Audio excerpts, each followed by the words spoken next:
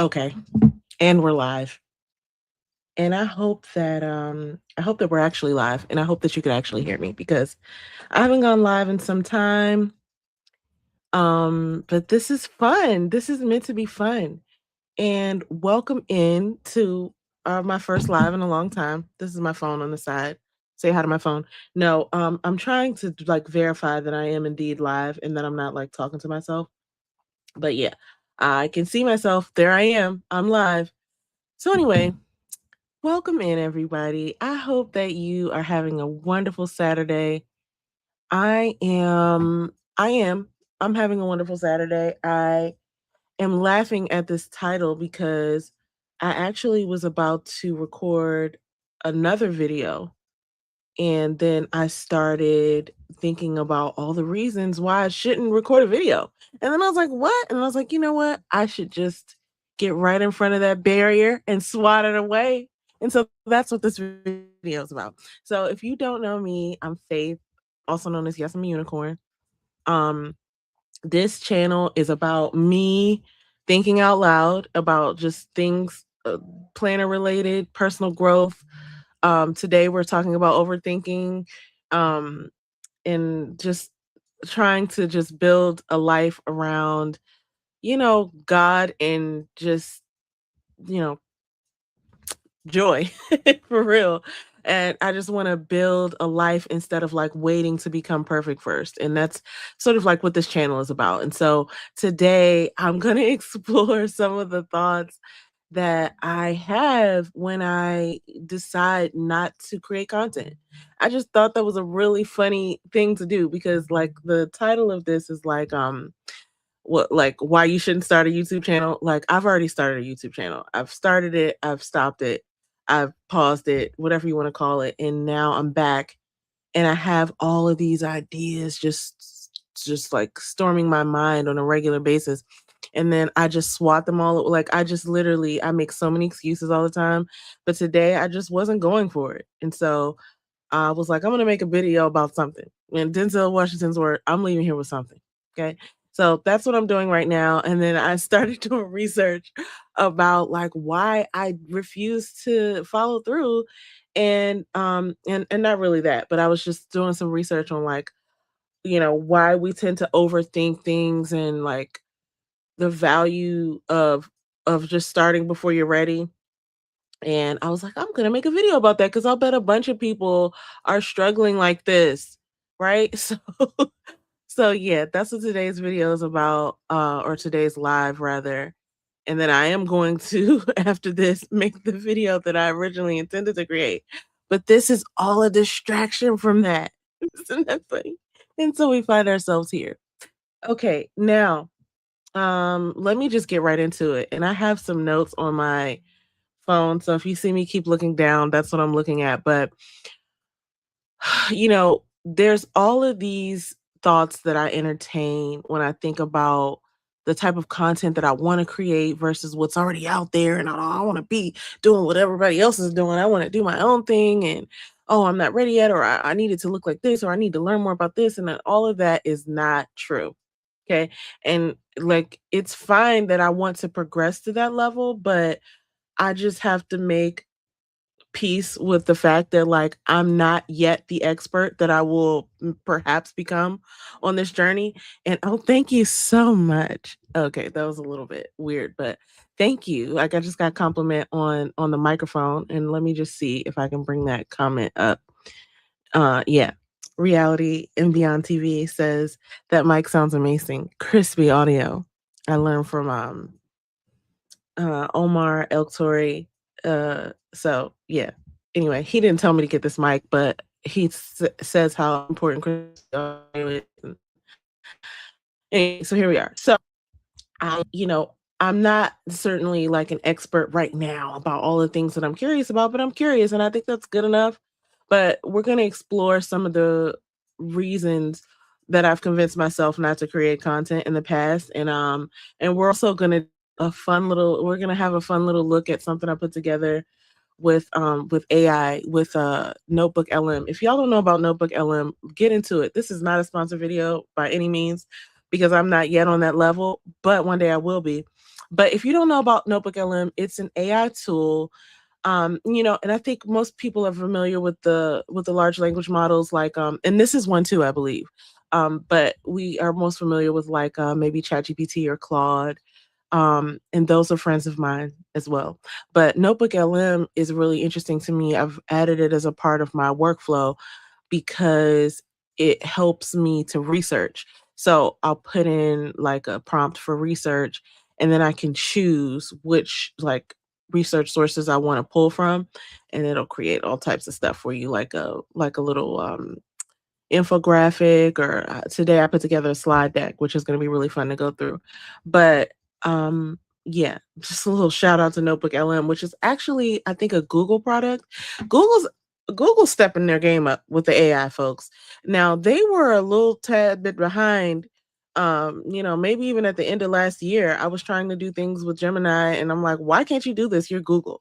But now I have to eat my words because they're really doing the things that they should have been doing in the first place. And I mean, who am I to say? Because I'm not building any AI tools, but I'm using them. And I'll tell you, Notebook LM is a Google product that I will not stop using. So anyway, here we are. Let's talk about some of the reasons why I've convinced myself not to create content in the past. Now, we're not going to go over all of them because there's literally like maybe like 100 of them. But um, I will tell you a few that are probably the top ones, and we can talk through them. And if you're joining us live, we love commenters. Please put your comments in if you agree, disagree, want to argue, any of that. Have examples. But yeah, let's just get into it. So, number one, I kind of talked about it a little bit, which is one of the reasons is that I'm not an expert. And to that, I have to just say that who, we're on the road to becoming experts, and expert is like it's relative. I have experience in things, but two things that came to my mind today, I'll just share with you about being an expert is that I work with experts. Like we probably all work with experts. Like I could say I'm an expert at what I do because I do believe that in my day job. Um, and But then I mean, I can just really tell you about people I've worked with who were real experts who could, and I'll just tell you this because I don't have any non-disclosure. So I used to work with NASA. And so I know real people who are rocket scientists. I know I've met three people in person who were in outer space, who are astronauts, who have gone to outer space and came back to the Earth to shake my hand. And these people, I knew people who worked at the Jet Propulsion Laboratory in California who actually were rocket scientists. So you know how people say things like, "Oh, it's not rocket science," but it's like, okay, so I do know people who are rocket scientists. And I can tell you that even if you are an expert and you have spent decades studying something, people still won't believe you. So it just doesn't matter if you're an expert or not. Like, sure, should you do the work to you know, have a valid like input into a conversation? Sure, right? Like you shouldn't just be talking out of the side of your neck. But at the end of the day, we're all trying to learn, hopefully. And you have something valuable to add to the conversation. So it doesn't matter. You don't need to be an expert, right? And that's not how I'm presenting myself. So that certainly shouldn't stop me from creating content. And the other thing that is just like banging at the front of my head was like, that I don't look at YouTubers like they're experts. Like, sure, I get some really good information, and when I need to put together a crib or a high chair or something like that, I do consider those people experts who actually can, who produce the thing that I'm looking to produce or to get to, the other side of. Sure, they did it. Now you're an expert, right? But that's not what I'm looking for. Normally, I'm looking for somebody's perspective. I'm looking for an idea. I'm looking for just to chill and vibe with somebody who's sharing their perspectives. So it's not like we're all on YouTube looking for some expertise. And if she doesn't know what she's talking about, then I'm clicking off. And it's like, that's fine if that's who you are and that's what you're looking for. But I don't think that's what most people are looking for. So I just got to bat that one down. Like, because it's a really dumb for me to think that like I need to be an expert before I create some content. It's wild. Okay, yeah, okay, yes, okay. So Reality and Beyond TV says, we call the scientists I work with subject matter experts. Yes, SMEs. We call our researchers where I work right now SMEs as well. And these are people who have spent decades, right? Like in their fields, studying, what's there, what's happening, what's coming next, right? Like those people are experts. That's what I would consider those people experts, right? But like you don't need to come to YouTube with all that. Like you probably need that for a job if you want to work, you know, and be paid for, you know, in a regular 9 to 5 job or like as a freelancer, you maybe, I don't know, you know, but that's not what we're doing here on YouTube. And I don't think that's what most people are looking for. So, yeah, a subject matter expert, yes, for sure. And I would consider us who work our 9 to 5 jobs experts in what we do too. But I mean, listen, we're on YouTube. Right. This is the subject matter expert tube. And I have to remind myself that because I'm still learning and I'm still learning in my regular work too, but it's something that I've let myself convince me not to start content based off of, and I'm not doing it anymore, right? And so uh you are right. When I look for videos, I love the ones that are not perfect and I can relate to. Okay, can we talk about it? Because that's one of my other things is like I will say something about like, oh, I need a better setup or I need to make sure this stuff like today, I had a whole conversation with myself about the amount of things that are in the background here. And then I just decided to give up on it because I realized that whatever, people are gonna see the mess. And I did move some stuff because it's like there was some stuff over there. I was like, oh no, people shouldn't see how crazy this looks. And then I had a playpen that I had to take down. But look, we're here now. And honestly, it doesn't matter about the setup because even when I lived in smaller places, I was able to record. And I need to just let that go. Like that's another barrier, excuse for myself to say, I need a better setup. I actually created some content and I haven't edited yet, but I created some content yesterday when we went out um for an appointment and I was just like, "Oh, look at these nice trees. I'm just going to pull out my camera and like, say whatever's on my mind about whatever the content was that I was creating." And I did it. And I have that footage and I'm going to make a video about it. But I think that's another thing that I always said let myself get discouraged by is the idea that I need a better setup or you know it needs to be perfect. And there's because when I show you what I put together with Notebook LM, we're gonna talk about like how there's science and study to show how people are into that right now. They want the real like human imperfection on camera, like on screen, like they want that. So um and then this is a good one. What if I embarrass myself? Because I think that all the time. And that kind of goes into like the stuff that I moved earlier. Like, so what? I'm gonna like, this is a thing that I think about probably the most is like embarrassing myself.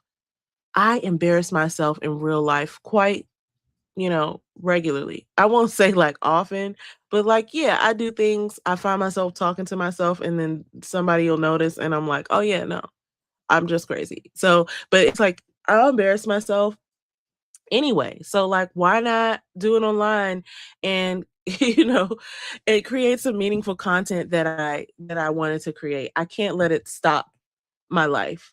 Um okay, another thing and then I'll get into like the slides that I put together. Another thing that I wanted to talk about when it comes to why, reasons you shouldn't start a YouTube channel, but I'm doing it anyway, is um everything's already been said. That's a tricky one because I haven't actually said that to myself, like because I do think that I have some really diverse takes on things. Um, but there is this through line, like there is this line of like even though if you're saying something that has already been said or you're weighing in on something that many people have weighed in on, you haven't. And there's people who want to hear your perspective, whether they know you or not. There's a perspective that you have that when you share it is going to invite other people to think.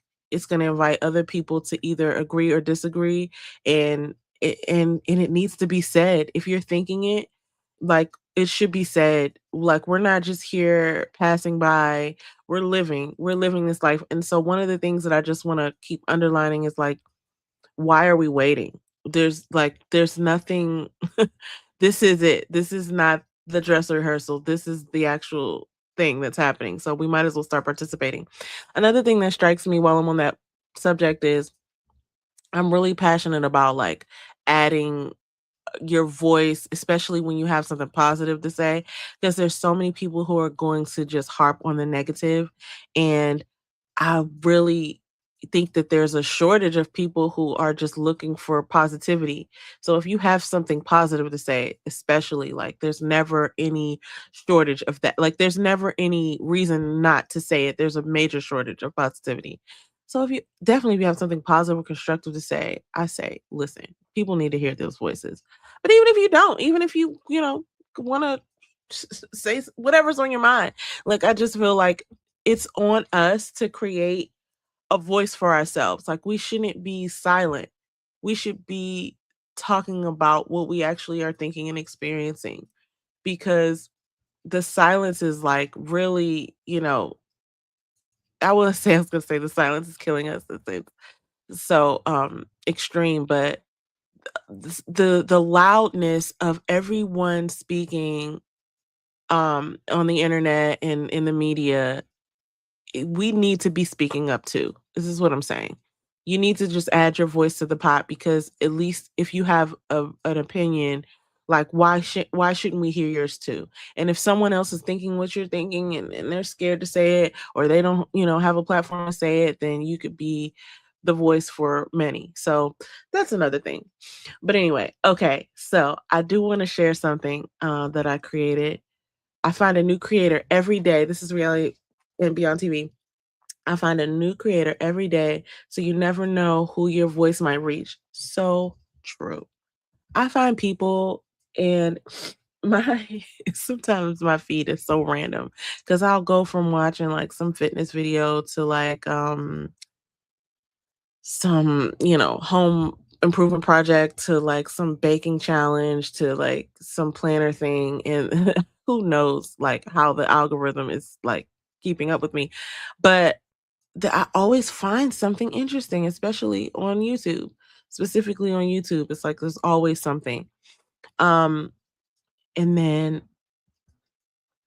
think of it like this. Imagine if you said, "Well, I have enough t-shirts, I'll never buy another." Oh, that will never happen to me. I love me some t-shirts. I am a t-shirt gal. I'll be buying t-shirts till they don't make them anymore. And then I'll just be buying used t-shirts. Or I'll make my own. Or I know someone. Okay, I know someone. Okay, so here's what. We're now gonna switch over to this to this slide deck that I created, which is so funny. I don't want that one. I'm still learning how to use StreamYard well, but I'm just gonna put it on full screen right now. I hope y'all can hear everything in the background, because this microphone is nice and crispy, but it picks up a lot. Like I can hear my ceiling fan. Anyway, I wanted to share this with y'all because I thought it was so hilarious. Like I went to Notebook LM to do my research, and then I asked it to create a slide deck, and then I put like whatever style and flavor I wanted to put on it. But it's so funny because we're going to talk through some of these facts that some of the studies that sort of combat some of the things we've talked about already. And so this is the slide deck from Notebook LM. I don't want to take any credit like I did this myself. I did choose the style, and I asked it to do certain things based on what I wanted it to look like, but the information is from Notebook LM and the slides are. So anyway, talking about why our unpolished voice is so valuable, and they're calling it the passion economy. I hadn't heard that before I started doing some of this research. And it's so funny because I didn't plan to do this live like this. I planned to do a whole other video, but because I got stuck, I was like, you know what? I'm gonna dive in and see why. You know what I'm saying? Um, so anyway, the passion economy, or the passion, what did it say?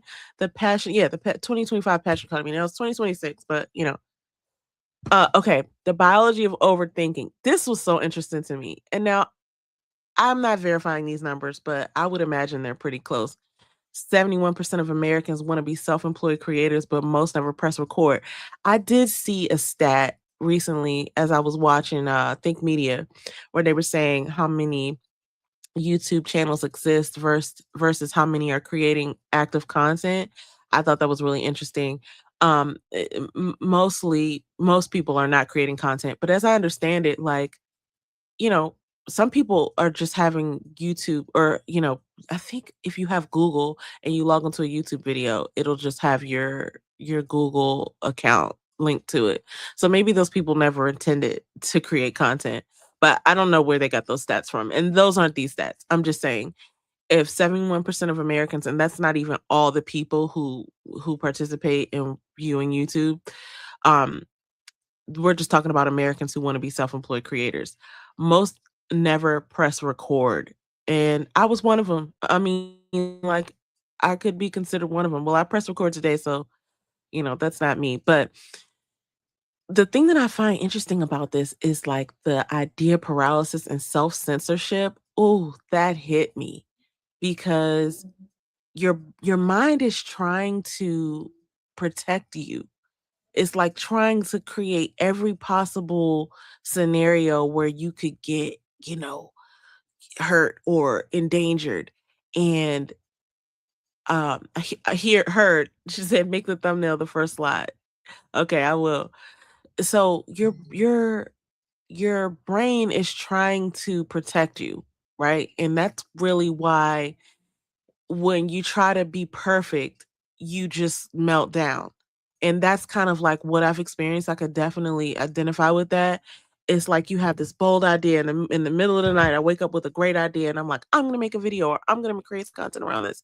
And then next thing you know, I'm thinking about it, I'm thinking about it, I'm thinking about it. By 2 o'clock, or really by 11 o'clock, I've done built up the idea and I'm like, oh, I need to go to these sources. By 2 o'clock, I'm like, nah, maybe I shouldn't say anything. It's like, what? Stop it. So that's really interesting. Just some research there about overthinking and how it really kills our creativity. If we were going to be honest, the spotlight effect. I thought this was really interesting.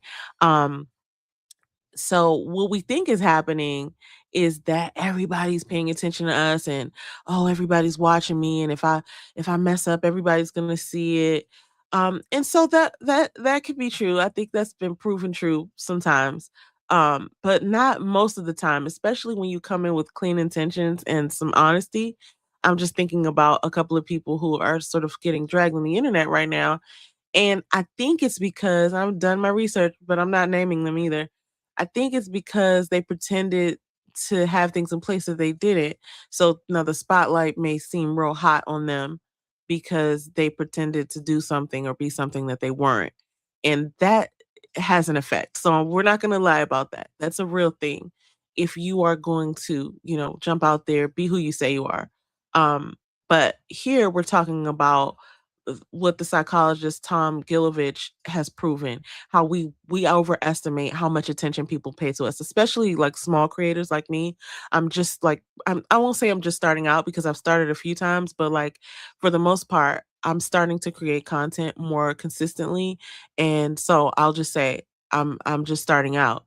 The reality is nobody's watching me right now. They could come back and find these videos, but I'm just telling the truth. So I'm not really tripping, but it's only a few people who are going to see this. And even if it were to get more attention, most people are like living their own lives. And so, especially the early unpolished things that I'm creating, like this is super low stakes. This is my opportunity to polish myself and to like have some repetition and really grow into my voice and really understand like what my brand is about. Like I know what it's about, but getting it out there and communicating about it, it's going to take me some practice and some repetition.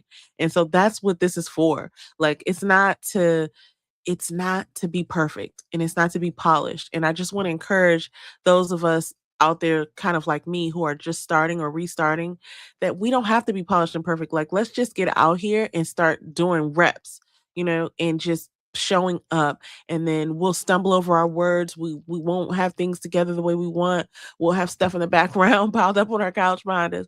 But we just got to go through that first part and then over time we'll figure it out because nobody's really looking at us right now. Okay. That's what that is saying. Okay. I do want to just bring up, oh, I'm getting some love full disclosure, look, this is my sister, y'all. She's always shows me love. But she also has her own YouTube channel and a whole ecosphere of social media and content that she's creating. And so go over, make sure you follow her at Reality and Beyond TV. So yeah, okay. So so she knows who I'm talking about. I'm not gonna put that up because I'm not even gonna, in a couple years when this video has gotten 5 million views, I won't want to have put that person out there. But yeah, you know exactly who I'm talking about. So the signs of imperfection. Oh, this is what I was saying when I was talking about the background. Now I gotta come on camera a little bit. I don't know if you can see me down here at the bottom. Look, I'm just playing around with these tools. That's another part of oh, that's nice. Look at that. That's another part of sort of the learning curve in content creation is like learning about all the tools. And like right now I'm using StreamYard and it's really fun. Like I've used StreamYard before. I'm not like a beginner in StreamYard, but um it's really interesting. Now, this slide specifically is funny to me because it speaks directly to what I was experiencing earlier. Um the science of imperfection, and it's something called the pratfall effect, and it proves that the blunders that people make, um, it makes people more attractive. And I have experienced this in viewership.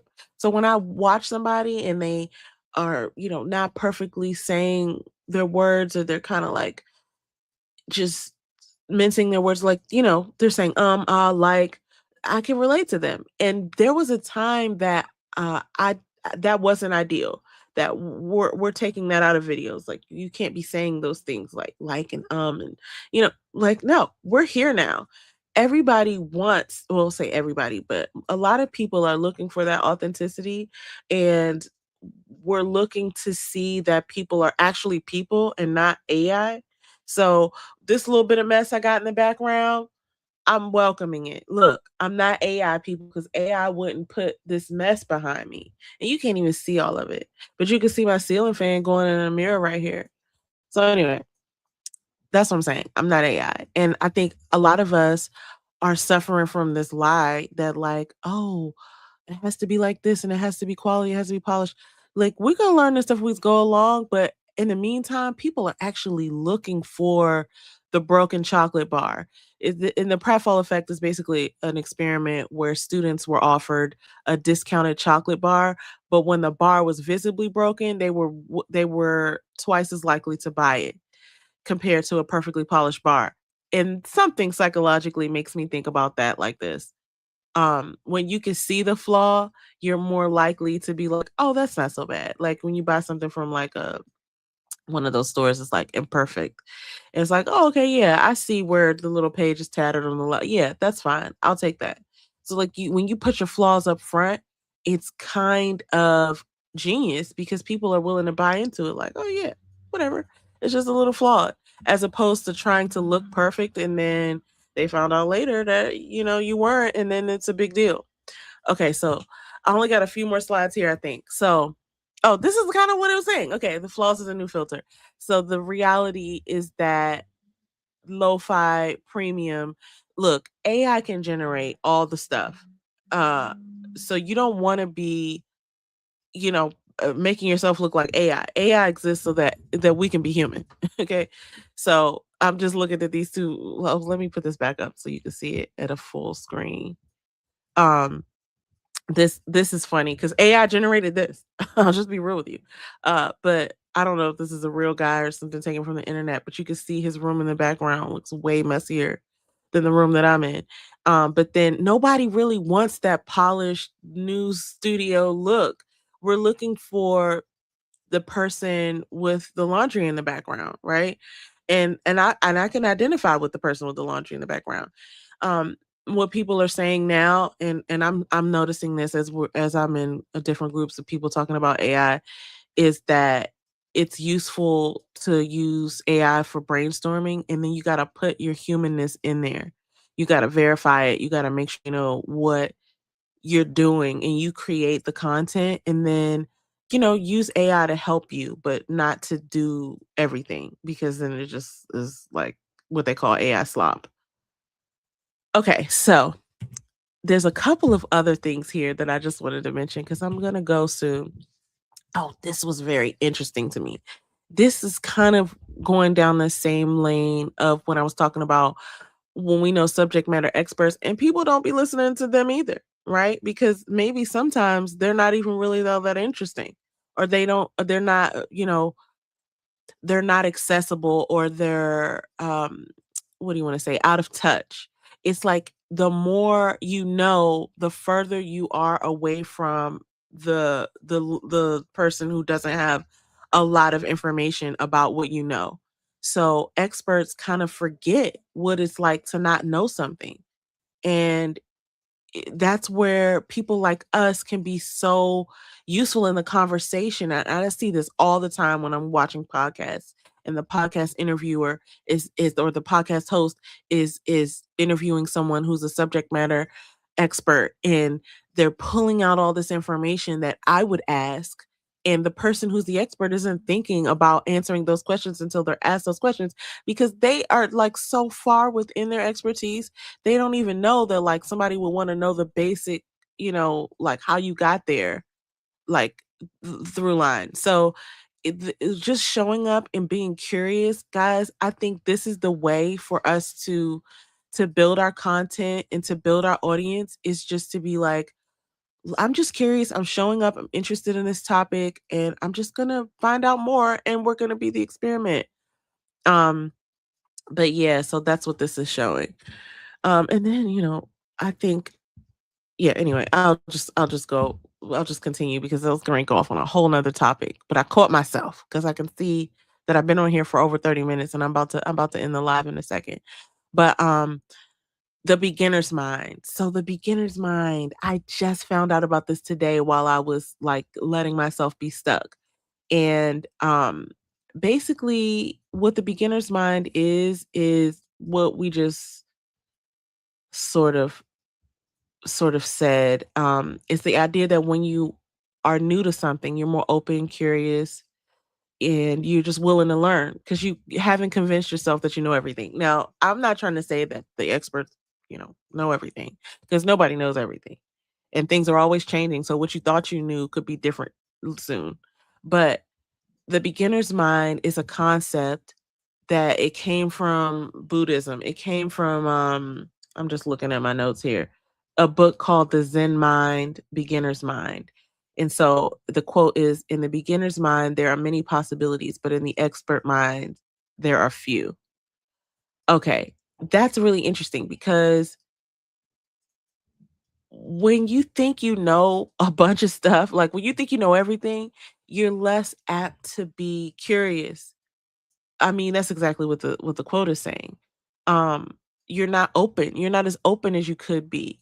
And so that is the benefit that we have as non-subject matter experts when we're talking about, creating content on YouTube for beginners. It's like we don't know everything, and that actually makes us quite appealing because we're not shutting ourselves off to these things that we have, attained as like certain, like, "Wow, I know what I'm talking about." We're not doing that. And so there's something to that I think is it's really good. So I just want to strip away the pressure to be an expert. We're not an expert. I'm not a guru. I'm not going to be like saying that. But I'm just learning as I go, and I'm showing you. That's really what this is about.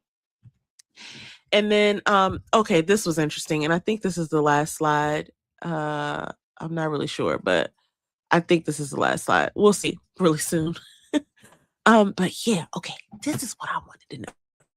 When we talk about the creator economy, like I know what that means. Like I understand what the creator economy is. I'm trying to figure out, how does the creator economy um fit into my purse? How does it fit into my bank account? Because like when they say the creator economy, I know they're talking about advertisement dollars.